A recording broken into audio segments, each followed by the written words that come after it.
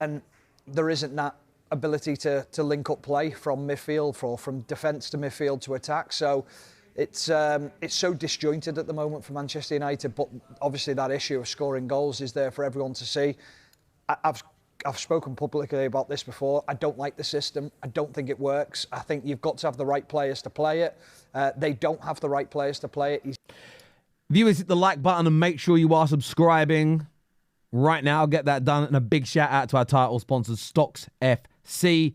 Scan the QR code now, in fact, to claim your free stocks. But more on them a little bit later, with a massive IPO dropping this week. And there is the crux of a lot of the Man United Amorim debate. I do or I don't like the system. Man United do or don't have the players to play that system. So do you stick with it or do you adapt to the players? Is essentially at the heart of so many of the debates surrounding the manager at Manchester United. Let's keep taking a listen to this first, though. He's hell-bent on playing it. He's intent. When you're saying you don't like the system, do you think you're saying you don't like the system in that is part of what's hampering them from scoring goals, that it's not the right system attacking-wise to get the best out of the players? Good question, by the way. Very rarely do you hear decent questions on Sky. That's an amazing question, because you're asking for more detail, and potentially afterwards you can follow up with, well, what's your solution? Well, if you look at the forward three, they're very narrow in the way that they play. Well, that's quite easy to defend against. You can play very compact as a back four against them, or a back. Not many teams are playing a back three against them, but you can. Well, when you do your research into how Amorim wants to play, the width is eventually going to come from the fullbacks at the football club. So Dorgu and whoever comes in on the right-hand side, plus they'll buy additional players. So the narrowness of the front three is very much what made him successful. And when people were screaming and shouting and looking at the flowers that Amorim had built, they forget it was built over a 4-year period, and he went through these bumps in the road when in the early stages at Sporting Lisbon. And for me, I can understand that people don't like 3-4-3. You're allowed to not like it. There's no rule that says you must, even if you're a Man United fan. And I understand the frustration that we don't have the players for the system to work to the optimum level. But Man United don't have the players for any system or style to work to an optimum level, because the squad has never been built in the ideology of a particular system, and they've never completed that build to boot. So whoever comes in my opinion, whatever the system, whatever the formation, similar problems are going to arise. And we were told and warned by the manager himself that we will go backward before we go forward with him implementing this new system, and that seems to have gone missing. Now, that doesn't mean he'll be a success. Do not twist my words. I'll come back to this video, and I'm sure you'll miss that part out. But what I will say is this idea that 3-4-3 doesn't work. I've been questioned today, Terry, well, what if he does make it work and then he has to leave? It's such a sort of nuanced and niche formation. Who else could get it to work? And I just started having a little bit, it's a good question. And unless you do a little bit of research, it might catch you out.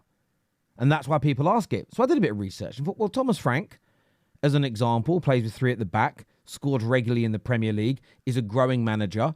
He might be ready for a job like Man United in 2 to 3 years' time, as an example. But you've also got managers like De Zerbi, there's Thomas Tuchel, there's Antonio Conte, there's Julian Nagelsmann, there's Alonso. There is a plethora that play a 3 at the back across Portugal. It's in fact, it's a formation that's growing ever more in popularity again at this particular moment in time. So the idea that we should be worried about building a system that has 3 at the back and has wing backs because, oh no, in 2.5, in 3.5, in 4.5, in 5.5, in 6.5 years, 7.5, 10, 20 years' time, there may not be a like-for-like replacement at the end of it, is folly to me. We're seeing football go through another transition right now. Pep himself has said everything has become far more direct, far more route one.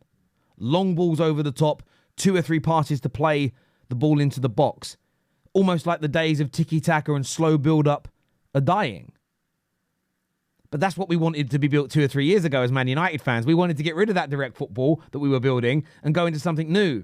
And we ended up in this kind of halfway house between that Ajax, Barca style and directness. And it's left us absolutely screwed. Like I say, we should build something that we think will work, build it through to its entirety, and then assess it. It doesn't need to be what I like or you like. We just need to actually follow a plan through to its fruition for once. That's been one of our biggest issues over the past 4 to 5, sorry, not 4 to 5 years, the past 11 years. But I think it has been exasperated in the last 4 to 5. I want to get your thoughts and opinions on that in the comment section below. You may agree with me, you may disagree with me, and that's the beauty of what we do. And before we go any further, I want to shout out Stocks FC, our title sponsors for today. The best fantasy football game around, no doubt about it. They have something massive, though, dropping this week. Something huge, especially after his hat-trick. You go onto the website now, you can claim your free loan stocks that are available to you. You can claim them by signing up to an account. But look who is... Look, you got Jed Spence, by the way, who was brilliant yesterday, who is on his way out. But look, Omar Mamouche. The IPO drops in 2 days' time, as you can see here. And listen, maybe nobody was that interested in him until that hat trick, but I think he's going to be dynamite. He'll be in the Premier League for a number of years. He's ready to start going. The points, the rewards he could win for you, just off the back of what we saw the other day, was brilliant. So that is released this week. Make sure you don't miss out on it. It's a great amount of fun. And when you're building out your portfolio, go and check as well who's up, who's down. You see Casemiro growing there, which I wasn't maybe expecting. The Lit's had a resurgence. He's on the road up. Who's on the way down? Who's had a bad week? You probably find that Ahmad's someone who might drop off this. And Kunku, I can understand why he's had a little bit of a hit recently. And there are the others there. Actually, I thought Ahmad. Let me actually have a look at Ahmad after his injury news. Has it gone up or has it gone down? It's gone down a little bit. On Ahmad after the injury, which makes a lot of sense. So maybe this is someone, if you bought, you're probably going to have to stick with for a little while. And that's why I love the game, because injuries play a part, form plays a part.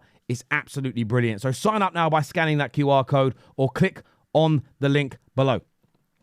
Now, I want to go and have a look here at something Gary Neville said yesterday in relation to Arsenal, Mourinho up front, the whole shebang. Take a little listen. Is Mikel Mourinho capable of being Arsenal's starting centre-forward?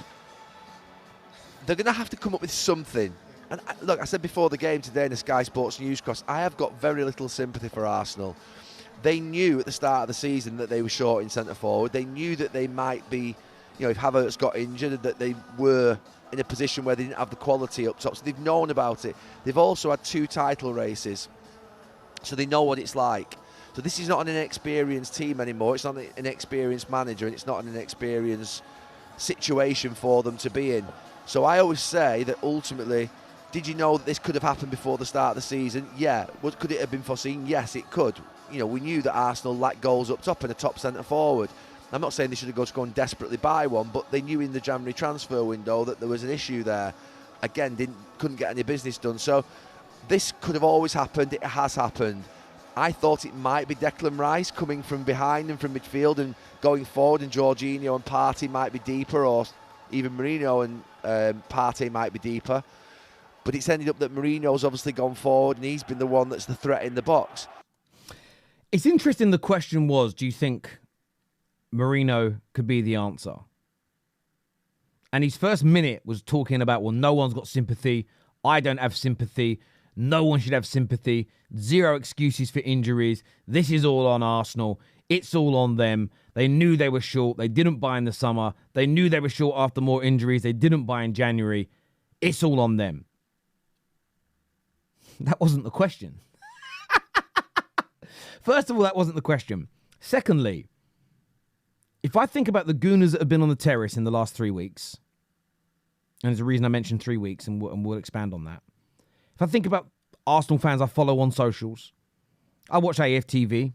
I watch a lot of Arsenal content, the same as I watch content from other members of the top 6 to have a gauge of what fans are saying. I don't remember hearing many, if any at all, and I'm talking about people that show their faces and have real names, okay, just to put that in context, state, please give us sympathy. Oh my God, I can't believe this has happened. This is so unfair. This is the reason we're not going to win the league now. Please, everybody, help us, give us sympathy, give us excuses. What I have seen and joined in with is they didn't do enough in the summer. and that's on the board of Mikel Arteta. They came to January with the injuries, knowing they needed more reinforcements, and the board didn't back it. They didn't think the valuation that Villa put upon Watkins was enough. And they hung the squad out to dry. They hung the fans out to dry. And that has all been criticised by Gooners. So for the first response from Gary Neville to be, no excuses, no sympathy, it's all on them, that's it, point blank, I don't want to hear anything else. It's such a weird response because no one's saying that. Maybe he's got trolls in his DMs. Maybe he's got trolls who don't, AFC Trey and AFC Brandon, people, not our Brandon, just random people that are not real. But aside from that, where have Arsenal been asking for sympathy? They've not had it on the terrace. I've not seen it on many other platforms. Where have they been getting consistent sympathy? I don't quite understand it. The second element of this is, I think it's poor punditry from Gary Neville. Someone who has offered amazing punditry at other moments and at other times over the course of his time as a pundit, of course. Example being when Liverpool a couple of seasons ago went through a really bad period, he offered really, really good breakdowns of Liverpool at this moment in time, nowhere near a team that has been absolutely exceptional for 3 years, was light on the Man City last year when they had a year off, having had 3 exceptional performances. He says you can't go every year, particularly for 4 years. It's inconceivable for these players, the same players a lot of the time on the pitch. He spoke about how I don't think there is a desire issue. They just look drained, absolutely mentally and physically drained. And that was a really good piece of analysis because there's truth to it. It doesn't make that Liverpool team of 2 or 3 years ago bad. Doesn't make their title-winning campaign a flash in the pan. It doesn't mean all their title charges meant nothing because they had a fall-off. But there was balance there. What you didn't hear from Gary Neville was, no excuses. They've won 1 league title. City have won 3 times as many. They're still going. Why didn't they buy more? Everybody knew Liverpool needed to buy more and buy better, but they didn't do it. None of that from Gary Neville. In fact, he said when he was talking about Man City this season, these are some of the things that he has said. And by the way, I agree with what he's saying. Take a little listen. They're defending badly as well. They're defending really, really badly. They're making mistakes. Today, one of their biggest problems was been their biggest strength. He almost has rewritten the rules of football, Pep Guardiola, of playing out from the back. Yet today, it was their downfall in the sense that they just got caught with so many straight passes into midfield and Arsenal being on top of them that they were the architects of their own downfall for much of that game. And yeah, it told us where City are currently at, that they need that rebuild. They need that reconstruction that Pep Guardiola obviously knows about, and I'm sure they're thinking about a big summer transfer window. You've now got to be thinking about salvaging something out of this season, which is Champions League football for next season, and I think then making sure that they get their summer rebuild in order. It can change. Obviously, the Rodri will keep on mentioning it until the cows come home, I think. But then all of a sudden, the weariness, the fatigue, you get a couple of bad results, then the confidence starts to go. And from weariness, fatigue, losing players, injuries, confidence, belief, and before you know it, everything looks like it's gone. There just comes a point where you've climbed mountain after mountain after mountain, and it just hits you, and that's what's happening. We're just seeing a group of players who just, at this moment in time, can't do any more than what they're doing, and it's... And I don't disagree with anything he said. So your next point will be, then why are you making this about Arsenal? Because I want to know why his energy's different. And I know what you're all going to say. Because they won trophies. They had credit in the bank, so it's different. Now I'm going to give you a little bit of homework. Go and take a look at what he said in the past about Daniel Levy and how brilliant he's run the club. For Jamie Redknapp, to challenge him and say, yeah, but what have they won? And he play it down. This is the man who yesterday spoke about how Tottenham are a bigger team than Manchester City, but made excuses for them not winning trophies. So in one breath, there's excuses for the running of a club and the ownership for not winning trophies because they're Tottenham, but at the same time says they're bigger than Man City, but then gives legitimate reasons, not excuses, legitimate reasons for City and Liverpool when they've had bad periods and when their signings haven't worked out and when their rebuilds or their transfer strategies have left them short, delivers real genuine analysis on why it's good and why it's bad, what they can do to come again, what they could do to rectify the situation. But with Arsenal, no excuses, no sympathy. They knew what they were doing. They made a mistake. That's it. Point blank. Find a solution. I just find that to be bad punditry. And the reason why I find that to be bad punditry is because what he said there about Arsenal, it wouldn't be right for him to say that about multiple teams. Give us solutions. Make us understand what they could do to improve. Equally, why is it different energy for Arsenal, Tottenham, City, in Liverpool, in all of these examples? And as I say, I could have put the Spurs clips on here, but I want to see if you'll go out and do your own research as well on this. Because for me, it's terrible punditry. We know he hates Arsenal, and that's absolutely fair. But I'll keep calling it out. I don't want to see that from pundits on television. I want to see honest and fair assessments. I want to see them give us insight, like he did for Liverpool, like he did for Manchester City. And I can't believe that he dislikes Arsenal more than those two teams when you look at where he's born, who he played for, and everything about the man. I just find the punditry to be horrendous. You may disagree. You may want to jump on Arsenal. By the way, I also have not given any excuses for Arsenal's situation. I just haven't.